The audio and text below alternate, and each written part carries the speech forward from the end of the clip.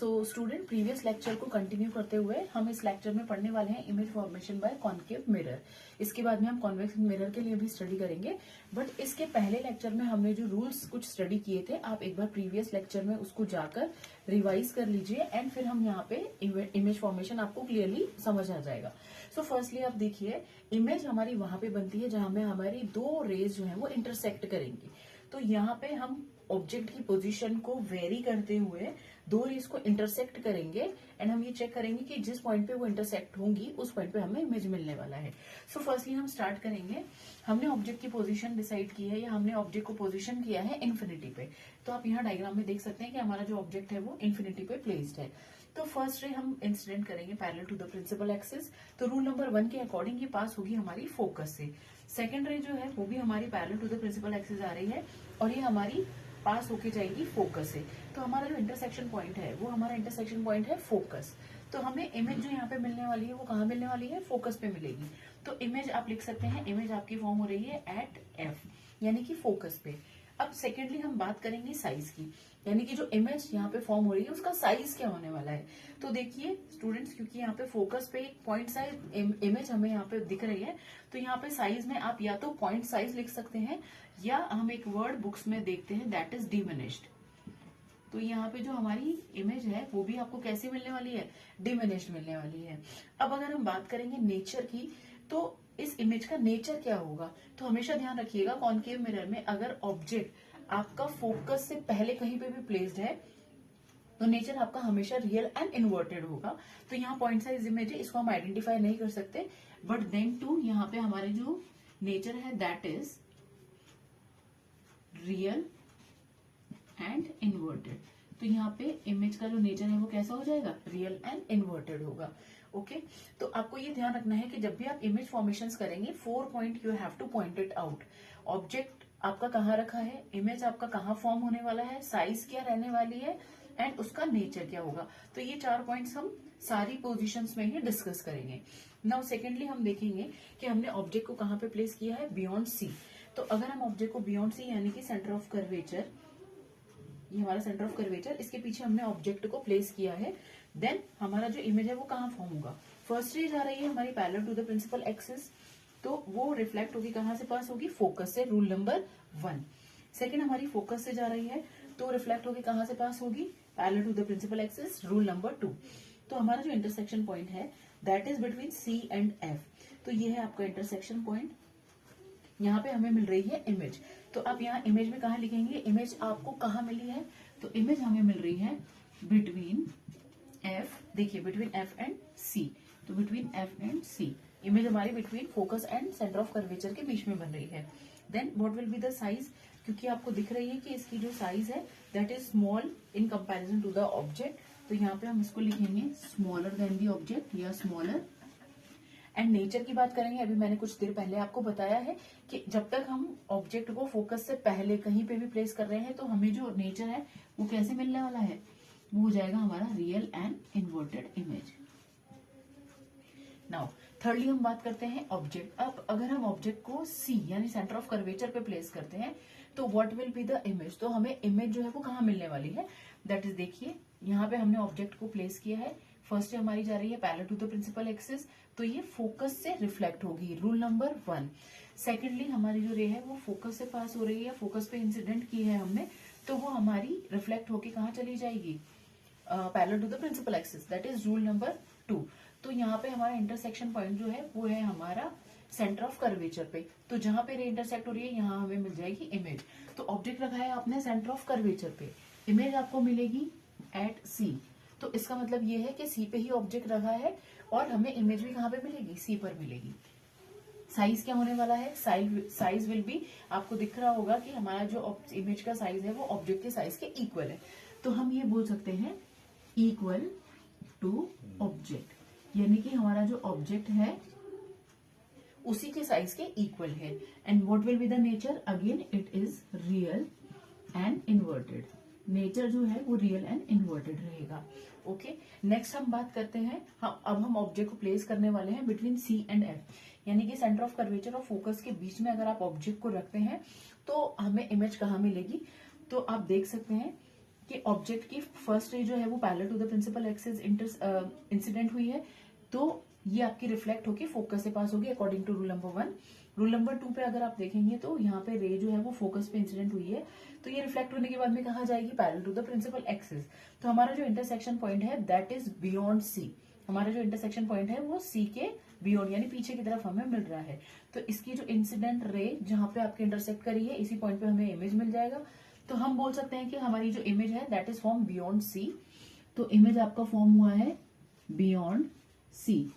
And what will be the size? Now size is bigger than the object. तो हमारा जो size है वो ऑब्जेक्ट से बिगर हो जाएगा। सो हम इसको बोल सकते हैं एनलार्ज। तो यहाँ पे ऑब्जेक्ट की जो साइज है that is enlarge. And nature कैसा होगा? Real and inverted. नाउ अगर आप क्लोजली इन डायग्राम को थोड़ा सा ऑब्जर्व करेंगे तो आप ये देखिए कि हमने जब ऑब्जेक्ट को इन्फिनिटी पे रखा था तो हमारे पास में जो इमेज साइज है वो बिल्कुल पॉइंट साइज थी। सेकेंडली जब आप ऑब्जेक्ट को बियॉन्ड सी लेके आए तो आपका जो ऑब्जेक्ट है उसकी यहाँ पे इमेज थोड़ी सी बिग होती गई। मतलब आप जैसे जैसे ऑब्जेक्ट को सेंटर ऑफ कर्वेचर के पास लेके आ रहे हैं वैसे वैसे जो इमेज है उसकी साइज इंक्रीज हो रही है। थर्ड डायग्राम में आप देखिए जब सेंटर ऑफ कर्वेचर पे आपने ऑब्जेक्ट को प्लेस किया है तो जो इमेज है वो बिल्कुल ऑब्जेक्ट की पोजीशन पे मिल रही है एज वेल एज इमेज का साइज भी ऑब्जेक्ट के बिल्कुल इक्वल है। देन उसके बाद में जैसे ही आप centre of curvature and focus के बीच में आप ऑब्जेक्ट को लेके आए हो, मतलब आप मिरर के पास लेके जा रहे हैं, तो वैसे वैसे ही इमेज जो है उसका साइज इंक्रीज हो रहा है। तो आप देखिए कि जितना ऑब्जेक्ट पास जाएगा उतना ही इसका इमेज जो है वो लार्ज होता जाएगा। ठीक है, अब हम देखते हैं नेक्स्ट पॉइंट नंबर 5। हम 5th पॉइंट पढ़ते हैं। हमारा जो ऑब्जेक्ट है हमने कहाँ पे प्लेस किया है? हमने इसको फोकस पे प्लेस किया है, राइट हियर। पहली रे जो है हमारी इंसिडेंट हुई है parallel to the principal axis, reflect back होके हमारी पास होगी वो फोकस से, रूल नंबर 1। देन हमारी जो रे है वो इंसिडेंट हो रही है पोल पे, एंड जिस एंगल पे वो इंसिडेंट हो रही है उसी एंगल पे रिफ्लेक्ट बैक होकर जाएगी। तो एंगल आई जो है वो आपका एंगल आर के इक्वल होने वाला है।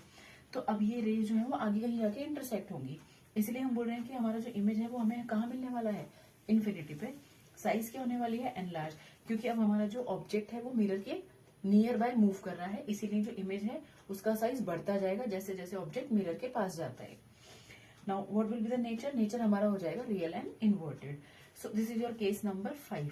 केस नंबर 6 की बात करते हैं। हमने ऑब्जेक्ट को प्लेस किया है बिटवीन फोकस एंड पोल। तो देखिए फोकस एंड पोल के बीच में हमने ऑब्जेक्ट को प्लेस किया है। फर्स्ट रे जो है वो हमारी जाएगी parallel to the principal axis, जो कि हमारी पास होगी फोकस से या रिफ्लेक्ट होगी फोकस से। सेकंड रे जो है वो हमारी इंसिडेंट हो रही है पोल पे, तो जितने एंगल पे इंसिडेंट हुई है उतने ही एंगल पे क्या हो जाएगी? है रिफ्लेक्ट बैक हो जाएगी। तो यहाँ पे हमें जो इमेज है अगेन कहाँ पे मिलने वाली है? इन्फिनिटी पे मिलने वाली है। What will be the size? अब यहाँ पे हमारी जो साइज है इमेज के लिए, ये इमेज जो है वो काफी ज्यादा एनलार्ज हो जाएगी, क्योंकि आगे जाके हमें ये जो रेज हैं वो इंटरसेक्ट नहीं होंगे, इसीलिए हमें इमेज इस केस में नहीं मिलेगी। अगर आप इन रेज को बैक ट्रेस करते हैं तो बैक ट्रेस करने पे इनका एक इंटरसेक्शन पॉइंट आपको मिलेगा, तो इमेज हमें यहाँ मिलेगी। तो अगर हम किसी भी रे को बैक ट्रेस करते हैं और वो पीछे जाकर इंटरसेक्ट होती है किसी पॉइंट पे, तो यहाँ से जो हमें इमेज मिलती है उसका नेचर जो है वो हमारा क्या हो जाता है? Erect and virtual. इस तरह की जो इमेज होती है जो कि हमें किसी इंटरसेक्शन पॉइंट से नहीं मिलती बल्कि बैक प्रेस करने पे किसी पॉइंट पर मिलती है। So that type of nature is known as erect and virtual image. तो ये डायग्राम्स हमारे लिए इमेज फॉर्मेशन क्यों इंपॉर्टेंट है? क्योंकि एमसीक्यूज की फॉर्म में कभी कभी आपको पूछा जाता है कि अगर हम ऑब्जेक्ट को फोकस पे पुट कर रहे हैं तो इमेज हमें कहाँ मिलेगा, या वो आपको पूछ सकता है कि what will be the size, या वो आपको पूछ सकता है कि उसका नेचर कैसे होने वाला है। तो इसी तरह से हमने जो प्रीवियस 4 डायग्राम्स इमेज फॉर्मेशन की जो डायग्राम्स हैं हमने उनको स्टडी किया है, वो भी बहुत इंपॉर्टेंट है, क्योंकि वो आपको लैंग्वेज के फॉर्म में पूछता है कि अगर ऑब्जेक्ट को हमने डिफरेंट प्लेसेस लाइक लेट से एफ पे, बिटवीन एफ एंड पी पे, सेंटर ऑफ कर्वेचर पे प्लेस किया है, तो वो आपको पूछ सकता है इमेज कहाँ बनेगा। सेकेंडली वो आपको पूछ सकता है उसका नेचर क्या हो सकता है। थर्डली वो आपको पूछ सकता है उसका साइज क्या हो सकता है। तो इस तरह के क्वेश्चन आपको यहाँ से पूछे जाते हैं। एंड कई बार एग्जामिनर जो है वो आपको डायग्राम ड्रॉ करने के लिए भी देता है कि ऑब्जेक्ट को हमने अगर पर्टिकुलर पॉइंट पर प्लेस किया है देन उसका इमेज फॉर्मेशन जो है वो कहाँ मिलने वाला है। ओके, तो अब हम इसके बाद पढ़ने वाले हैं image formation by convex mirror. तो स्टार्ट करते हैं।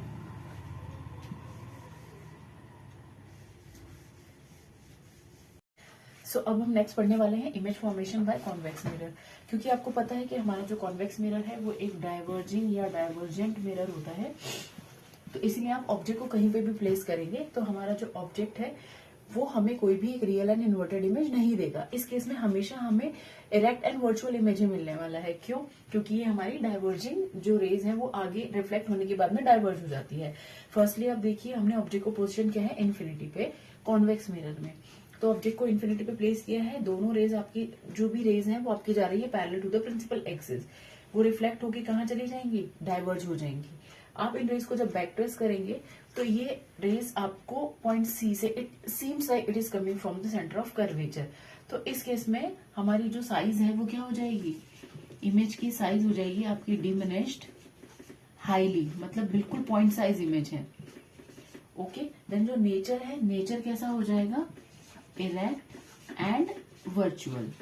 क्योंकि यहाँ पे जो इमेज है वो बिहाइंड द मिरर फॉर्म हुई है, इसीलिए जो नेचर है वो इरेक्ट एंड वर्चुअल।